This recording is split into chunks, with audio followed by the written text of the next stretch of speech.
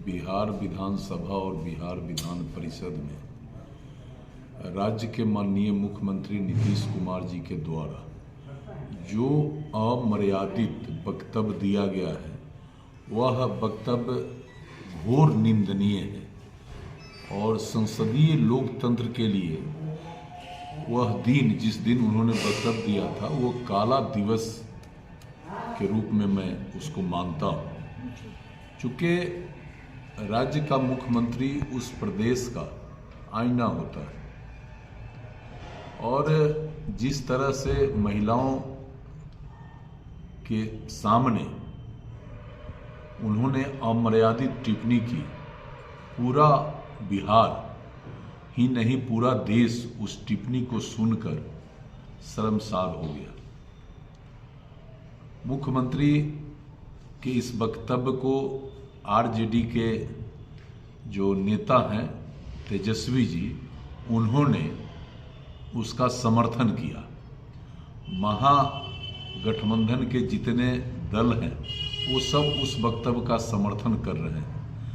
तो अब ये बिहार और देश की जनता को तय करना है कि मुख्यमंत्री का वो वक्तव्य क्या सभ्य समाज के लिए उचित था। और मेरा मानना है कि ये मुख्यमंत्री मानसिक रूप से दिवालिया हो गए, क्योंकि पिछले कुछ दिनों से उनके द्वारा सार्वजनिक सभाओं में जो वक्तव्य दिया जा रहा है, जो कृत्य किया जा रहा है, वो सामान्य व्यक्ति नहीं कर सकता है। वो कोई न कोई असामान्य व्यक्ति और जिसका मानसिक स्थिति ठीक नहीं है वही कर सकता है। ऐसा तो कुछ नेता का भी कहना है कि उनकी, देखिए कुछ नेता का क्या कहना है, उनका जो कृत्य है वो देखकर स्वतः स्पष्ट है कि अब देखिए आदरणीय पूर्व मंत्री और स्वर्गीय महावीर चौधरी जी जो कांग्रेस के बड़े नेता थे, उनके पुण्यतिथि पर उनके घर जाकर श्रद्धांजलि उनको देना था। तो उनके जो पुत्र हैं माननीय अशोक चौधरी जी, तो पुष्प अर्पित था, महावीर बाबू के चरणों में पुष्प अर्पित करना था, तो वो पुष्प उठा के अशोक चौधरी के सर पे डाल दिए। इससे पहले आपने देखा कि पटना में अशोक चौधरी जी के गला को पकड़ के एक पत्रकार के सर से जाके टकरा दिए। मोतिहारी में उन्होंने वक्तव्य दिया जो भारतीय जनता पार्टी के बगैर हम जी नहीं सकते हैं, और पटना में जब उनको एहसास हुआ कि हम गलत बोल दिए तो वहाँ कहे कि पत्रकार ने गलत दिखला दिया। तो मानसिक रूप से आदरणीय मुख्यमंत्री जी दिवालिया हो गए हैं और इस वक्तव्य से पूरे दुनिया में बिहारियों का सर उन्होंने झुका दिया है।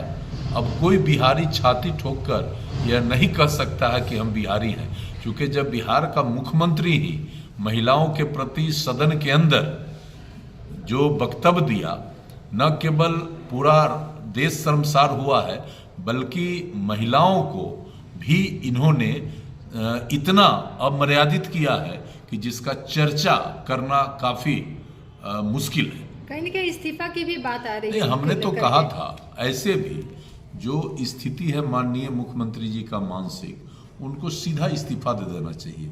अगर वो इस्तीफा नहीं करते हैं और जो संवैधानिक पद पे महामहिम राष्ट्रपति महोदय हैं, महामहिम राज्यपाल महोदय हैं, इस पर अगर समय रहते कदम नहीं उठाते हैं तो आने वाले दिन बिहारियों को मुंह दिखाने लायक ये मुख्यमंत्री जी नहीं छोड़ेंगे। मुख्यमंत्री जी अपनी टिप्पणी पर माफी भी मांग रहे हैं, इस पर क्या? माफी मांगने से क्या होता है भाई?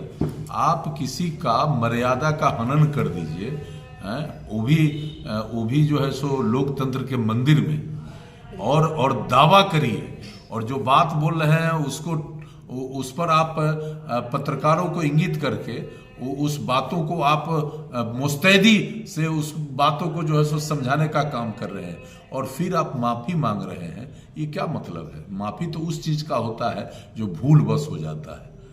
अब जो चीज आप दावे के साथ कह रहे हैं उसमें माफी मांगने का स्कोप कहाँ है? इसलिए माननीय मुख्यमंत्री जी को स्वतः इस्तीफा दे देना चाहिए। यदि वो इस्तीफा नहीं देते हैं तो आगे इससे भी बुरा दिन मुख्यमंत्री के द्वारा हम सबको दिखलाया जाएगा, और हम लोग इसके लिए काफ़ी चिंतित हैं, काफ़ी हम सब परेशान हैं। Thank you.